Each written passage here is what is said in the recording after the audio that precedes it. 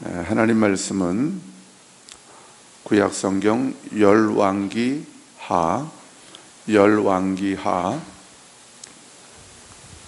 4장 1절부터 7절까지 말씀입니다. 구약성경 564면입니다.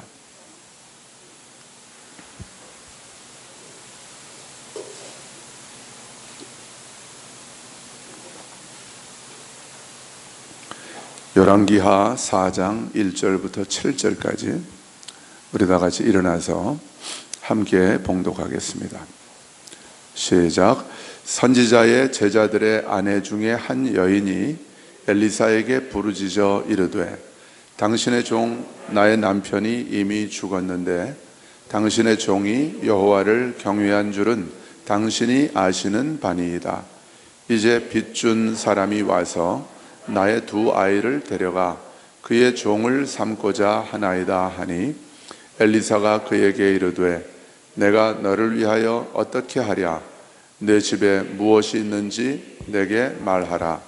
그가 이르되 계집종의 집에 기름 한 그릇 외에는 아무것도 없나이다 하니 이르되 너는 밖에 나가서 모든 이웃에게 그릇을 빌리라. 빈 그릇을 빌리되 조금 빌리지 말고 너는 내 두 아들과 함께 들어가서 문을 닫고 그 모든 그릇에 기름을 부어서 차는 대로 옮겨 놓으라 하니라. 여인이 물러가서 그의 두 아들과 함께 문을 닫은 후에 그들은 그릇을 그에게로 가져오고 그는 부었더니 그릇에 다 찬지라. 여인이 아들에게 이르되 또 그릇을 내게로 가져오라 하니 아들이 이르되 다른 그릇이 없나이다 하니 기름이 곧 그쳤더라.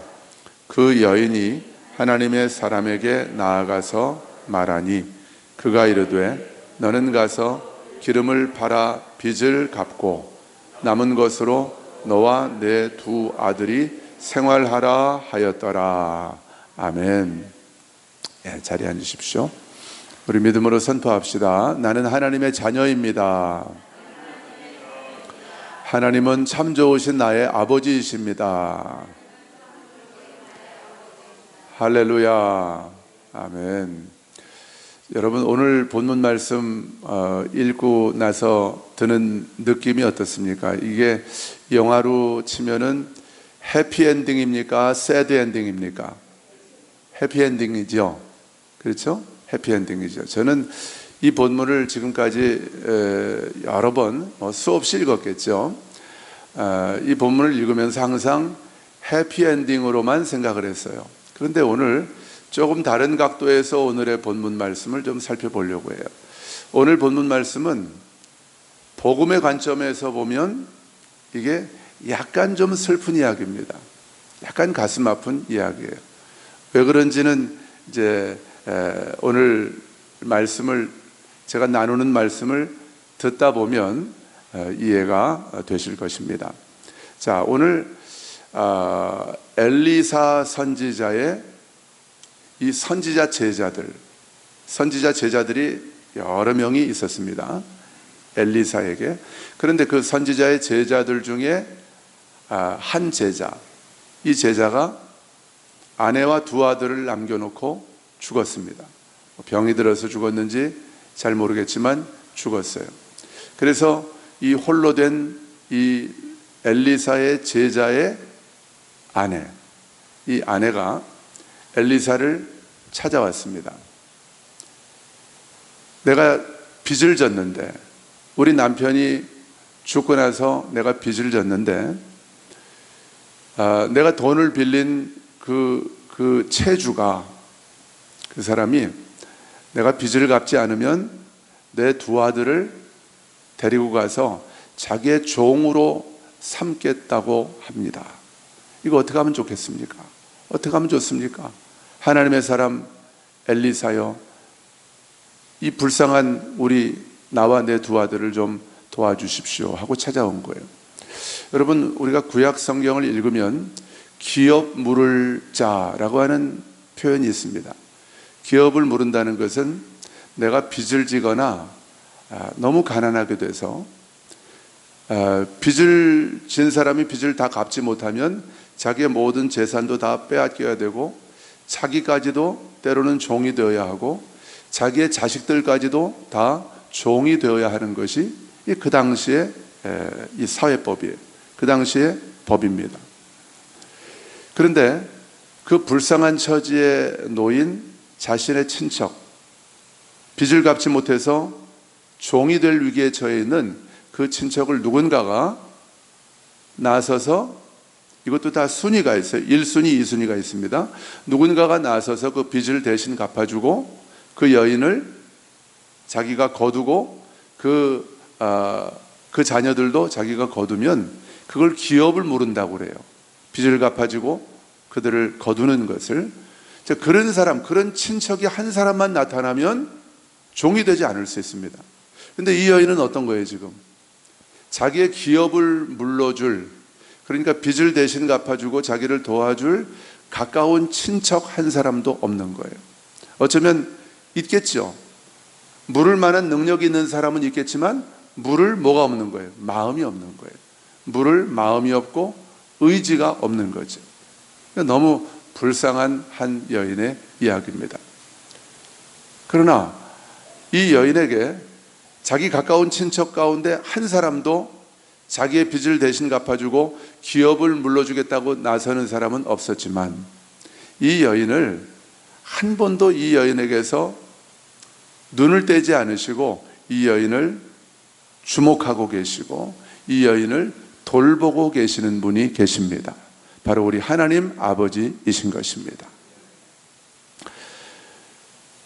그래서 이 여인이 엘리사를 찾아올 마음을, 그를 또 용기와 믿음을 이 여인에게 하나님이 주신 것이죠. 그래서 이 여인이 엘리사를 찾아옵니다. 그래서 이 엘리사가 이 여인에게 묻죠. 네 집에 무엇이 있는지 내게 말해라.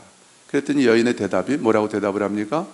내 집에는 기름 한 그릇밖에 없습니다. 이 얘기를 듣고 하나님의 사람 엘리사가 이 여인에게 한 말이 뭐예요? 너는 가서 모든 이웃들에게 그릇을 빌려와라. 뭘 빌려오라고요? 그릇을 빌려오래요. 그릇을 빌려오고 문을 닫고 들어가래요. 문을 닫으라는 것은 누구도 너를 도울 사람도 없고 누구도 도와줄 사람도 없고 또 어떤 사람의 도움도 너는 받을 필요가 없다는 거죠. 이제는 내가 직접 너의 필요와 너의 모든 부족한 것들을 채우겠다고 하나님이 하나님의 사람 엘리사를 통해서 말씀하시는 것이죠. 문을 닫으라고 그래요. 여러분, 문을 닫는 것이 굉장히 중요합니다. 우리가 문을 세상에다 활짝 열어놓고 누가 좀 나를 도와줄 사람 없을까? 우리 작은아버지가, 우리 돈 많은 부자 작은아버지가 나를 좀 도와주실까? 아니면 내 친정 언니가 도와주실까? 내 친구들이, 돈 많은 내 친구가 나를 도와줄까? 여러분, 그들이 나를 도와주지 않습니다. 제가 여러 번 간증했지만 저에겐 그런 간증이 있거든요. 정말 저분은 꼭 나를 도와주실 줄 알았어요. 저를 너무 사랑하고 아꼈고 이뻐했던 분이니까, 나를 양아들로 데려가려고까지 했던 분이니까. 그런데 정말 제가 도움이 필요할 때 도움이 안 되더라고요. 민규야, 요즘 세상은 그런 세상이 아니란다. 그러면서 이거 가져가라 하고 그때 2만 원인가 3만 원 차비하라고 제가 받아온 것 같아요. 저는 전세금 얻으려고 찾아갔는데 그런 거죠. 누구도 우리에게 결정적인 순간에 나를 도와줄 사람, 우리 하나님 한 분밖에 없는 줄 믿습니다. 누가 나를 돕는 것도 그 사람이 돕는 게 아니에요. 하나님이 그 사람을 통해서 나를 돕게 하시니까 그 사람이 나를 도울 수 있는 것입니다. 하나님이 그 사람에게 나를 도울 재물 얻을 능력을 주셨기 때문에 그 사람이 나를 도울 수 있는 것이죠. 그래서 문을 닫고 모든 이웃에게 그릇을 빌려오래요. 할 수 있는 만큼, 빌릴 수 있을 만큼 그릇을, 그 동네에 있는 그릇은 다 빌려오라는 거예요. 그래서 이 여인이 자기는 문을 닫고 방 안으로 들어가고 이 두 아들을 보내서 이웃들에게 그릇을 빌려오게 합니다. 그러면 이 두 아들이 그릇을 빌려오면 이 여인은 어떻게 하는 거예요? 그 그릇에다가 엘리사가 말한 대로, 제가 아까 뛰어넘었지만은 엘리사가 그 그릇에다가 기름을 부으라는 거예요. 하여간 믿음으로 부으라는 거죠. 그릇에 기름이 그릇에 한 그릇밖에 없는데 이걸 이웃들에게서 그릇을 빌려와서 거기다 부으라는 거예요. 계속해서 부으라는 거예요. 그럼 하나님이 채우신다는 거죠. 그러니까 이 여인은 아들들이 그릇을 빌려오면 그 그릇에다가 기름을 붓는 거예요. 근데 여러분, 기적이 일어납니다. 여러분, 우리 하나님은 기적의 하나님이십니다. 우리의 상상과 기대와 한계를 뛰어넘어서 역사하시는 분이 바로 우리 하나님 아버지이신 줄로 믿습니다. 여러분, 이 말씀을 읽을 때 엘리사 시대에 있었던 기적, 나하고는 상관이 있어요, 없어요? 이 얘기가 나하고 상관이 있습니까, 없습니까? 이 얘기가 나의 이야기가 될 수 있습니까, 없습니까?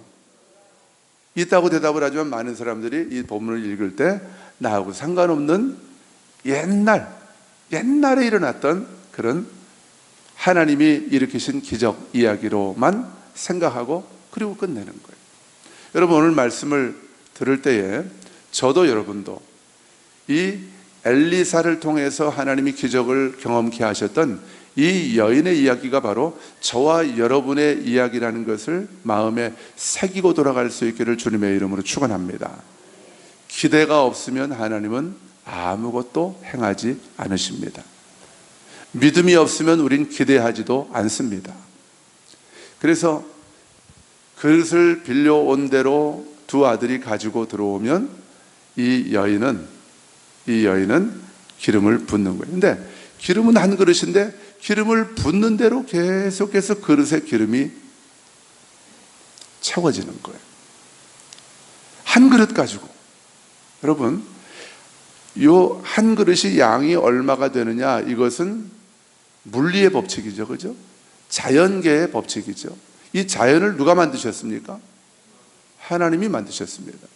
그 법칙을, 자연계의 법칙을 잠깐 유보하고 내가 할 거야 하고 이 자연계의 물리의 법칙을 뛰어넘어서 그 아들들이 빌려온 그릇만큼 거기에다가 기름을 가득 채워지게 하시는 분은 이 온 우주를 창조하신 우리 하나님 아버지의 주권인 줄로 믿습니다. 근데 많은 사람들이 자연세계의 법칙, 물리의 법칙, 화학의 법칙, 이런 것들에만 매여서 인생을 그렇게 낭비하는 경우가 얼마나 많은지 몰라요.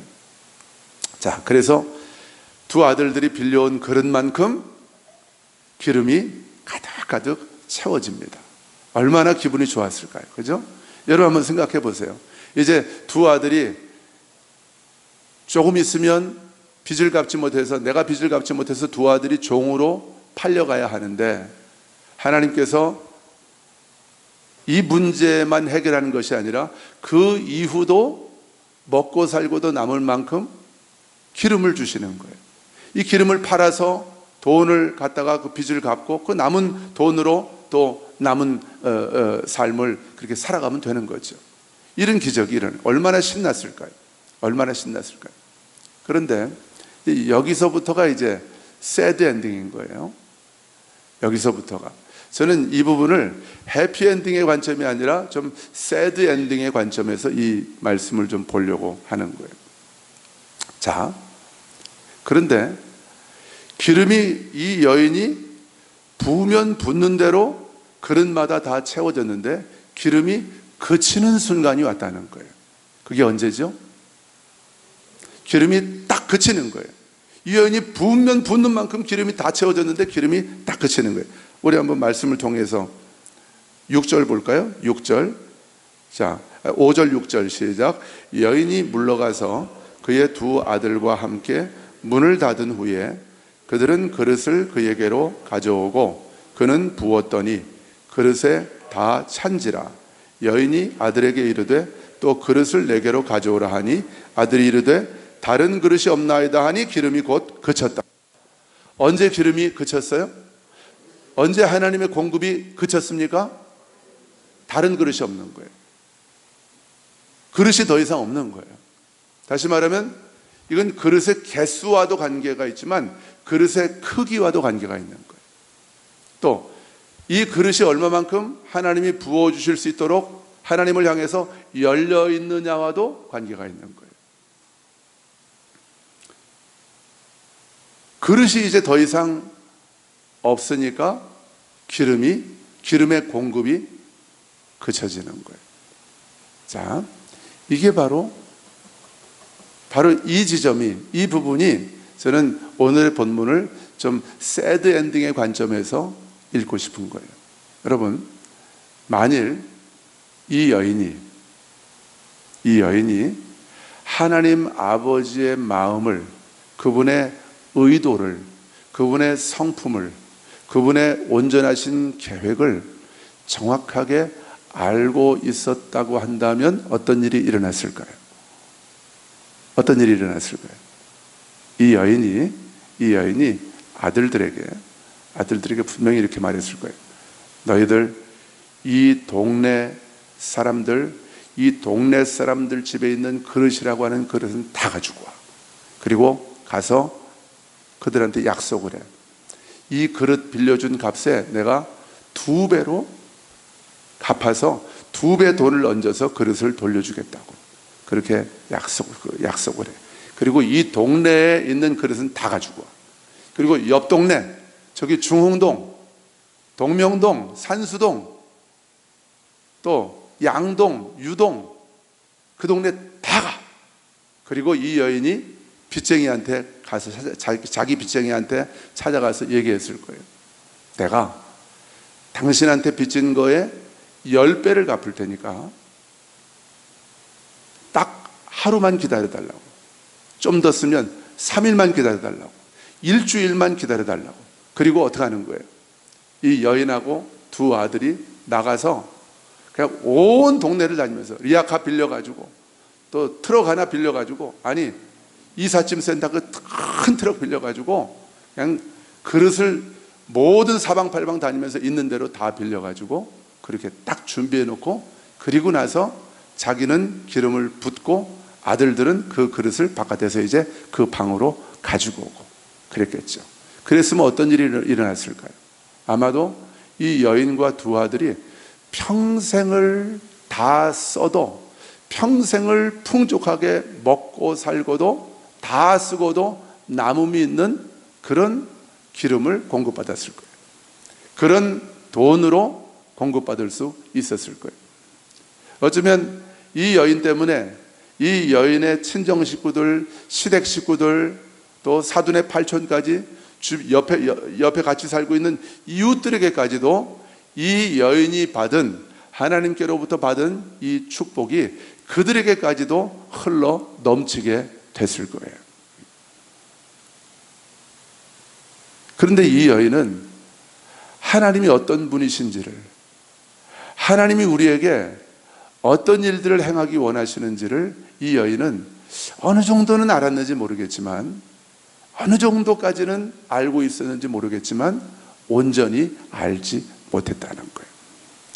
그래서 이 여인이 하나님께로부터 공급받은 것보다 훨씬 더, 아니 비교할 수 없을 만큼, 아니 마르지 않고 끊어지지 않는 하나님의 공급을 받을 수 있었음에도 불구하고 이 여인은 2 아들이 바깥에 나가서 빌려온 그릇만큼의 기름밖에는 공급을 받지 못했다는 거예요. 여러분, 이게 행복한 결말입니까? 슬픈 결말입니까? 이 대답에 어쩌면 우리의 믿음의 그릇이, 우리 믿음의 그 그릇의 크기가 어쩌면 이 대답에 그대로 반영되고 있는지도 모르겠어요. 다시 한번 묻겠습니다, 여러분. 억지로 대답하실 필요는 없어요. 오늘 이 여인의 이야기가 해피엔딩입니까? 가슴 아픈 새드 엔딩입니까? 새드 엔딩입니까? 네. 저는 그런 마음을 하나님이 주셨어요. 이거 슬픈 이야기다. 이유는 단 한 가지예요. 이 여인이 하나님이 어떤 분이신지에 대해서 정확하게 완전하게 알고 있지 못했어요. 알았다고 한다면 이 여인은 자신이 할 수 있는 모든 수단과 방법을 다 동원해서라도 그릇을 더 많이 빌려왔겠죠. 우리 같으면 그렇게 하지 않겠습니까?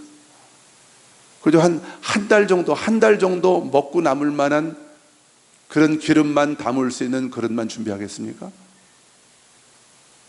광주 시내에 있는 모든 그릇을 다 가져오겠죠. 도장 다 찍어주고 차용증서 다 찍어주면서 그렇게 가져오겠죠. 조금 뭐 과장이 될 수 있는 그런 얘기입니다만은, 여러분, 우리 하나님께서는 하나님의 사랑하는 아들, 딸들을 위해서 하나님은 우리에게 모든 것을 다 주시기 원하시는 거예요. 하나님이 우리에게 주시지 못할 것은 없습니다. 그것이 우리가 죄 짓는 데 사용되는 것만 아니라고 한다면, 그것이 우리의 탐욕을 채우기 위한 것만 아니라고 한다면, 하나님의 아들, 딸들에게 필요한 모든 것을 우리 하나님 아버지는 주실 수 있고 또 주실 능력도 있고 주실 마음도 있는 분이 바로 우리 하나님 아버지이신 줄로 믿습니다. 그런데 문제는 뭐냐면 이 여인도 사실은 최선을 다한 거죠. 자기 나름대로는. 그렇지만 최선은 다했지만 이 여인이 받은 것은 하나님의 최선은 아니었던 것이죠. 하나님이 이 여인에게 주시기 원하시는 최선은 아니었던 것이죠. 이 여인의 입장에서는 최선일 수 있겠지만, 여러분, 우리가 하나님께서 우리에게 주시기 원하시는 것은 하나님의 최선을 우리에게 주셔서 하나님의 최선을 우리가 누리기를 하나님은 원하시는 거예요. 근데 많은 사람들이 내가 생각하는 그 최선으로 만족하고 거기에서 딱 그릇을 더 이상 준비하는 것을 멈추는 거예요. 왜요? 하나님의 마음을 모르기 때문에, 하나님의 의도와 나를 향한 하나님의 그 완전하신 계획을 내가 다 알지 못하기 때문에 내 수준에서 딱 멈춰버리는 것이죠. 여러분, 그런데 참으로 기쁜 소식은 뭐냐 하면 저와 여러분은 하나님의 마음을 안다는 사실입니다. 저와 여러분은 하나님의 의도와 계획을 알고 있다는 것입니다. 그거 다 몰라도 괜찮아요. 한 가지만 알면 됩니다. 저와 여러분은 하나님의 사랑받는 아들, 딸입니다. 하나님은 참 좋으신 나의 아버지이십니다. 하나님은 한 번도 나를 실망시키신 적이 없는 신실하신 나의 아버지이십니다. 그것만 내가 안다고 한다면 끝나는 거예요. 우리는 언제 어떤 상황, 어떤 환경 가운데서도 신실하신 하나님이 하실 일들은 하나님이 하실 일들을 우리는 신뢰하면서 기대하면서 소망 가운데 바라볼 수 있는 것입니다.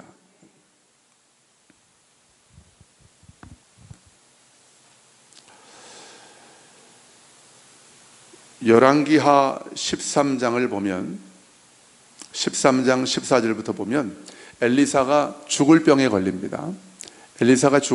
안 보셔도 돼요. 제가 요약을 해서 말씀을 드릴게요. 엘리사가 죽을 병에 걸립니다. 그 소식을 듣고 그 당시 북이스라엘의 왕이 요아스였는데요. 요아스가 찾아옵니다. 엘리사를 찾아와서 뭐라고 얘기를 하냐면 내 아버지여 이스라엘의 병거와 마병이여, 이렇게 얘기를 합니다. 엘리사를 그렇게 부르는 거예요. 당신은 우리 아버지고 내 아버지고 진짜 아버지라는 것이 아니라 영적인 아버지라는 거죠. 하나님의 뜻을 우리에게 가르쳐주고 이스라엘이 하나님을 경외하면서 하나님이 주시는 복을 누리며 승리할 수 있도록 우리를 이끄는 영적인 아버지라는 거죠. 내 아버지여 이스라엘의 병거와 마병이여, 이렇게 눈물을 흘리면서 죽어가는 엘리사를 찾아오는 거죠. 그러니까 엘리사가 이때 요아스 왕에게 한 어떤 행동을 하게 합니다. 활과 화살을 가지고 동쪽 창을 향해서 쏘라고 그래요. 요아스가 순종해서 동쪽 향을 향해서 화살을 쏩니다. 그러니까 그 화살을 가리키면서 엘리사가 뭐라고 하냐면, 이 화살은 여호와를 위한 구원의 화살이다. 아람에 대한 구원의 화살이다. 당신이, 요아스 왕 당신이 아람 사람을, 아람은 지금의 시리아입니다. 이 시리아가 이 당시에 이스라엘 역사 속에서 계속해서 북이스라엘을 괴롭히는 거예요. 괴롭히고 약탈을 해가고 아주 라이벌입니다. 그런데 엘리사를 통해서 하나님이 말씀하시는 거예요. 이 화살은 여호와의 구원의 화살이다. 당신이, 요아스 왕 당신이 이 아람 사람들을 멸절하도록 치게 될 것입니다. 이렇게 얘기를 합니다. 그리고 나서 엘리사가, 잘 들어보세요. 여기서부터 중요합니다. 엘리사가 요아스 왕에게 화살을 집으라고 합니다. 화살을 들래요. 그 화살을 잡으니까 이 화살로 땅을 치래요. 땅을 치래요. 그랬더니 요아스가 땅을 치는데 몇 번을 쳐요? 3번만 칩니다. 그러니까 엘리사가 그걸 보고 화를 냅니다. 화를 내면서, 당신이 이 화살이 여호와의 구원의 화살이라고 그랬잖아요. 이 화살이 이스라엘을 구원하는 것이 아니라 하나님이 이스라엘을 아람 그 대적의 손에서 구원하실 것을 예언적으로 보여주시는 징표가 이 화살이거든요. 근데 화살을 치라고 했을 때 엘리사가 화를 내면서 얘기하는 거예요. 당신이, 요아스 왕 당신이 이 화살을 한 7번 정도 쳤다고 한다면 당신이 아람 군대를 7번 이상 쳐서 완전히 그들을 진멸하게 되었을 것이고, 그들이 다시는 이스라엘을 괴롭힐 수 없었을 것이라고 이렇게 얘기를 하면서 화를 냅니다. 여러분, 그리고 나서 이제 요아스 왕이 엘리사를 통해서 하나님이 예언하신 대로 요아스 왕이 아람 군대를 쳐서 이깁니다. 몇 번을 쳐요? 몇 번을 이깁니까? 딱 3번을 이깁니다. 그 다음에는요. 그 다음은 또 아람이 다시 살아나는 거죠. 이겼으니까 해피엔딩이죠. 옛 언약의 관점에서는 얼마든지 이건 해피엔딩으로 끝나는 아주 아름다운 이야기죠. 그러나 새 언약 안에 있는 저와 여러분, 그리스도 안에서 모든 것을 가진 자이고 그리스도 안에서 존귀한 하나님의 자녀가 되어 있는 저와 여러분에게 이 이야기는, 요아스의 이야기도 아까 우리가 봤던 그 여인의 이야기처럼 이건 슬픈 이야기예요. 요아스가 만일 하나님의 완전하신 계획을 정확하게 알고 있었다고 한다면 어떻게 했을까요? 이 화살이 아마 부러질 때까지 쳤을 거예요. 부러질 때까지. 10번이고 100번이고 부러질 때까지 쳤을 거예요. 그런데 이 요아스 왕은 딱 3번만 친 거예요. 이 정도면 되겠지. 하나님은 좋으신 분이니까 이 정도면 충분하겠지. 하나님이 하실 일에 대한 정확한 신뢰와 기대가 그에게 없었다는 거예요. 여러분, 그런데 기쁜 소식은, 저와 여러분은 하나님이 나를 얼마나 사랑하고 계시는지를 정확하게 알고 있다는 거예요. 하나님이 얼마나 좋으신 나의 아버지신지를 나는 정확하게 알고 있다는 거예요. 그래서 우리는 하나님이 나에게 하실 일에 대해서 어떠한 한계와 제한도 나는 두고 있지 않다는 것입니다. 여러분, 이것이 가장 복되고 기쁜 소식인 줄 믿습니다. 우린 그걸 아는 거예요.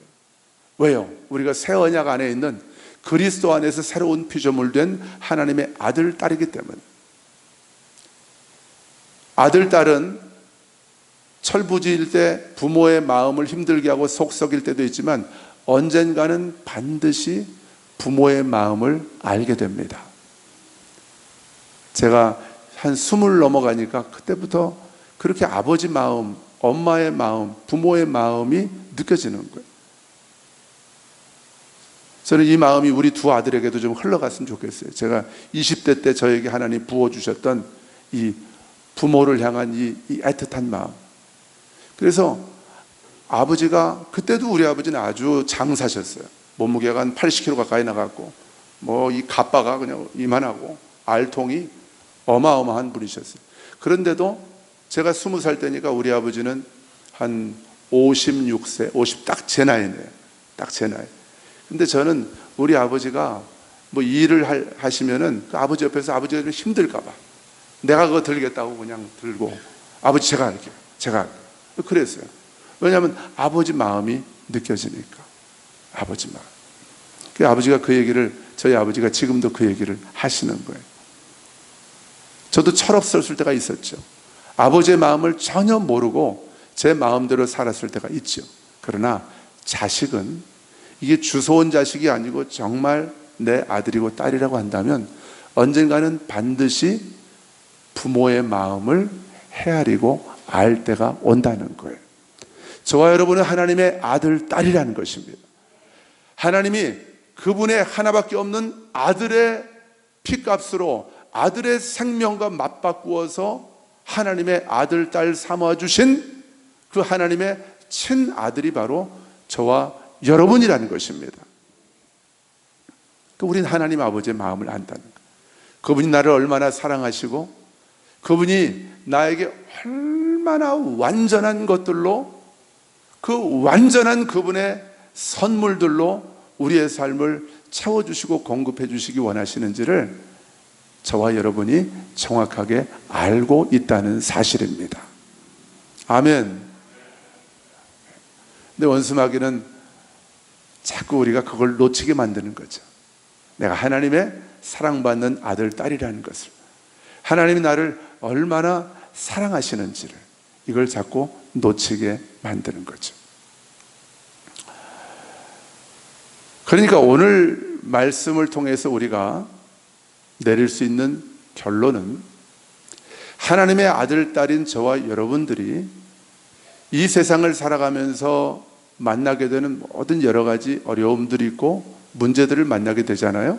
그런데 그 문제를 돌파하고 그 문제의 상황을 오히려 하나님께서 영광을 받으실 수 있는 상황으로 바꿀 수 있는 관건은, 그 열쇠와 핵심은 뭐냐면 상황과 환경에 있지 않다는 거예요. 그 문제의 크기에 있지 않다는 거예요. 여러분, 지금 코로나 상황 때문에 자꾸 사람들이 코로나 얘기를 합니다. 우린 코로나 얘기를 하는 것이 아니라 아버지의 사랑을 얘기해야 되는 것입니다. 내가 하나님의 사랑받는 아들, 딸임을 얘기할 수 있어야 되는 거예요. 코로나 상황 가운데, 절망 가운데 불안해하고 두려워하는 사람들에게 하나님이 당신을 사랑하고 계신다는 것을 말해줄 수 있어야 되는 거예요. 이게 교회가 해야 될 일인 거예요. 이것이 바로 그 문제의 크기가 핵심이 아니라는 거예요. 그 문제가 얼마나 오랫동안 내 삶을 괴롭혀 왔느냐도 더 이상 핵심이 아니라는 거예요. 문제는 내가 하나님을 얼마나 신뢰하느냐의 문제이고, 하나님께서는 나에게 모든 것을 주시기 원하시는데, 왜냐하면 내가 그분의 아들, 딸이니까 하나님은 나에게 다 주시기 원하시는데, 나에게는 하나님이 부어주시는, 오늘은 기름이었잖아요. 기름이고, 또 요아스 왕에게는 아람과의 전쟁에서의 승리였지만, 하나님께서 나에게 부어주시기 원하시는 그 기름, 그 공급, 그 선물, 이것들을 담을 만한, 받을 만한 그런 그릇이 나에게 준비가 되어 있느냐는 거예요. 이게 오늘 말씀의 핵심이고 결론인 것입니다. 예수님 말씀하셨죠? 새 포도주는 낡은 가죽 부대에 담을 수 없다. 그러면 포도주도 쏟아버리고 그 가죽 부대도 찢어져서 터져버리게 된다 말씀하셨죠. 새 포도주는 반드시 새 부대에다 담아야 된다 말씀하셨어요. 새 언약 안에서 살아가는, 그리스도 안에 있는 하나님의 아들, 딸들에게 하나님께서 공급해 주시기 원하시는 그분의 공급은 새 포도주입니다. 옛 포도주가 아니에요. 부대를 바꾸셔야 되는 거예요. 새 포도주라는 것은 용량이 새 부대라는 것은, 새 포도주를 담는 새 부대라는 것은 용량이, 사이즈가, 담을 수 있는 사이즈가 제한되어 있지가 않는 거예요. 그게 세부대입니다. 세부대는 완전히 열려 있는 거예요.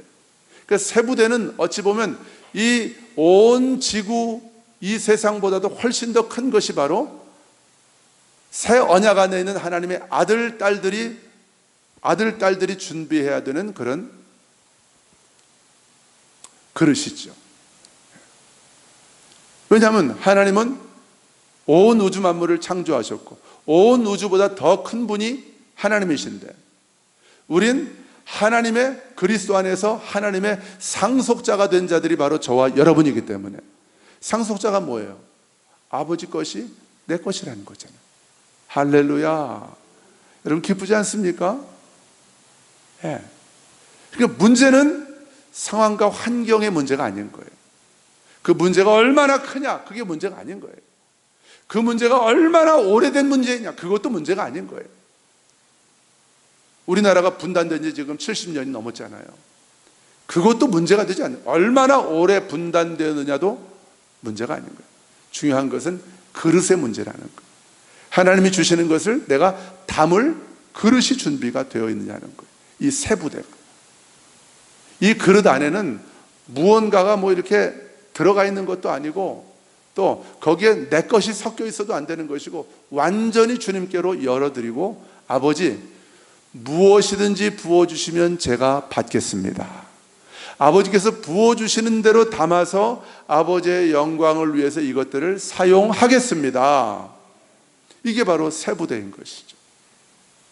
시편 81편을 보면 나는 너희들을 애굽 땅에서 인도하여 낸 너희들의 하나님 여호와니라. 너희들의 입을 넓게 열라. 내가 채우리라 말씀하셨어요. 오늘 말씀의 문맥하고 똑같은 말씀이죠. 여러분, 하나님을 향하여 새 부대를 준비하고 입을 크게 여는 저와 여러분 되기를 주님의 이름으로 축원합니다. 입을 크게 여는 건 하나님이 열어주시는 게 아니에요. 우리의 입을 쫙 벌려가지고 우리의 입을 열게 하시는 거, 하나님은 그런 일 하시는 분이 아니에요. 입을 여는 건 누가 열어야 합니까? 내가 열어야 하는 거예요. 그릇을 빌려오는 것은 내가 해야 되는 거예요. 하나님이 그것까지 해주시는 게 아니다 그 말이에요. 채우시는 것은 누가 할 일입니까? 하나님이 아니에요. 근데 우리는 입도 안 열고 채우는 것도 내가 채우려고 하는 거예요. 내가 채운 것만 가지고 남은 내 인생을 살아가려고 그래요. 이게 고아와 같은 삶이고 하나님을 모르는 이방인들과 같은 삶인 거죠.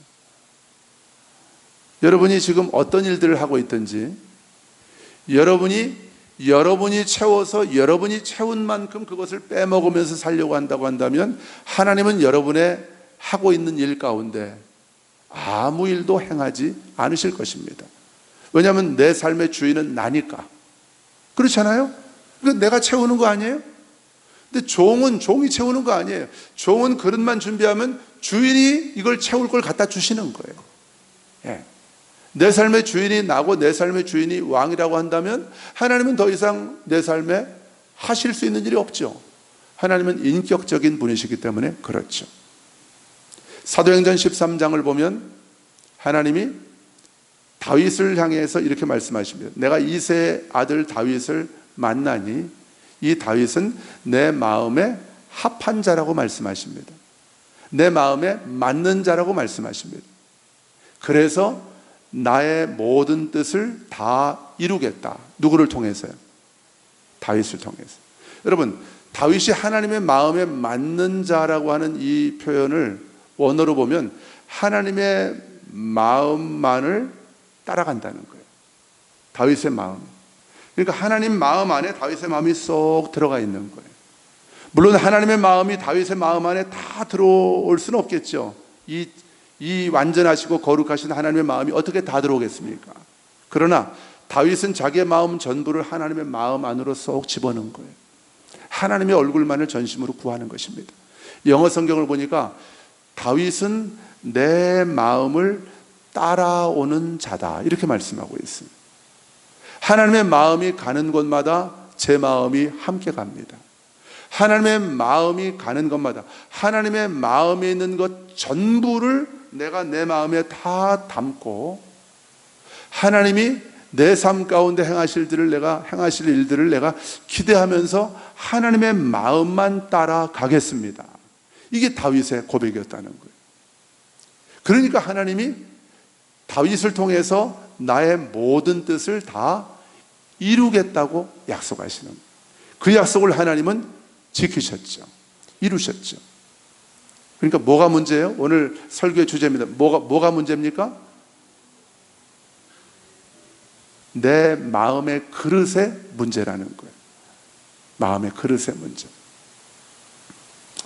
여러분, 하나님은 우리의 참 좋으신 아버지이시고 저와 여러분에게 있어야 할 것을 다 아시는, 모든 것을 아시는 우리의 아버지이신 줄 믿습니다. 여러분, 새 부대를 준비하시고 하나님께 여러분의 마음을, 여러분의 믿음을 활짝 열어 드리십시오. 활짝 열어 드리세요. 그리고 하나님께서 마음껏 여러분의 인생 가운데서 새 일을 행하실 수 있도록 그분을 초청하십시오. 이게 바로 새 부대를 준비하는 거예요. 제한이 없습니다. 한계가 없는 거예요. 하나님이 우리를 통해서 하실 일에는 한계가 없는 거예요. 하나님이 우리 초대교회를 통해서 하실 일에는 한계가 없는 것입니다. 저는 우리 교인들이 이렇게 아담하게 조촐한 숫자가 모여서 예배드리는 게 전 너무 그게 좋아요. 부담이 없고 너무 좋고 감사하고, 뭐 이렇게 신경 쓸 게 별로 없고, 우리가 서로에게 이렇게 신경 쓰고 저분 왜 저러지 뭐 이럴 일이 없어요. 그리고 하나님만 바라보고 갈 수 있는 게 얼마나 좋은지 몰라요. 그래서 한때는 제가 그런 마음으로 목회를 했어요. 얼마 전까지만 해도. 하나님, 지금도 전 너무 만족하고 행복하고 좋습니다. 전 뭐 더 교회가 커지는 거 바라지도 않습니다. 이런 마음을 갖고 목회를 했는데, 제가 오늘 말씀을 준비하면서 그 마음이 잘못되었다는 것을 제가 깨달았어요. 그래서 제 마음의 그릇을 더 활짝 열어서 주님께 온전히 다윗처럼 제 마음을 드리기로 그렇게 결정했습니다. 여러분 가운데 혹시 지금 현재 삶에 어느 정도 만족하고, 뭐 이 정도면 됐지, 뭐 밥 먹고 살고 집도 있고 차도 있고 뭐 가끔 여행도 다니고 뭐 이 정도면 됐지, 그 정도 수준으로 만족하면서 스스로 현실에 타협하고 살아가고 있는 분들이 있습니까? 그건 하나님을 굉장히 서운하시도록 해드리는 일입니다. 우리 아버지가 정말 실망하시는 그런 일입니다. 여러분, 하나님은 여러분들에게 더 부어주시기를 원하십니다. 새로운 일을 기도하면서 준비하고 있는 어떤 분들을 만나서 잠깐 얘기한 적이 있어요. 근데 그분들이 굉장히 좀 이렇게 제가 느끼기에는 어떤 본인들이 올라갈 수 있는, 본인들이 돌파할 수 있는 것을 아주 제한시켜 놓고 그렇게 어떤 계획을 갖고 있는 것을 제가 느꼈어요. 그래서 제가 그분들에게 얘기해 줬습니다. 하나님이 당신들의 아버지신데, 하나님이 얼마나 당신들을 사랑하시는데, 하나님께서 주시는 평강 가운데 응답받고 당신들이 믿음으로 걸어가기만 한다면 좋으신 우리 하나님 아버지께서 쌓을 곳이 없도록 당신들의 사업 가운데에 채워주시고 넘치도록 부어주실 것입니다. 그랬더니 그분들 얼굴이 환해지더라고요. 여러분, 이게 복음이거든요. 하나님의 자녀들은 그 말이 무슨 말인지 알거든요. 그렇지, 우리 아버지가 계시지. 나는 우리 아버지의 사랑받는 아들이고 딸이지. 내가 뭘 두려워해? 내가 뭘 염려할 게 있어? 믿음으로 행해야지. 하나님, 내 마음을 활짝 주님께로 열어드립니다. 내가 새 부대가 되기를 원합니다. 아버지, 마음껏 부어 주옵소서. 그래서 더 많은 사람들에게 나눠주고 흘려보내면서 아버지의 영광을 나타내며 살겠습니다. 이것이 바로 하나님의 자녀들인 저와 여러분의 믿음의 고백인 줄로 믿습니다. 여러분의 입을 크게 여시기를 바랍니다. 하나님이 채우실 것입니다. 할렐루야. 우리 다 같이 일어나셔서 찬양하십시다.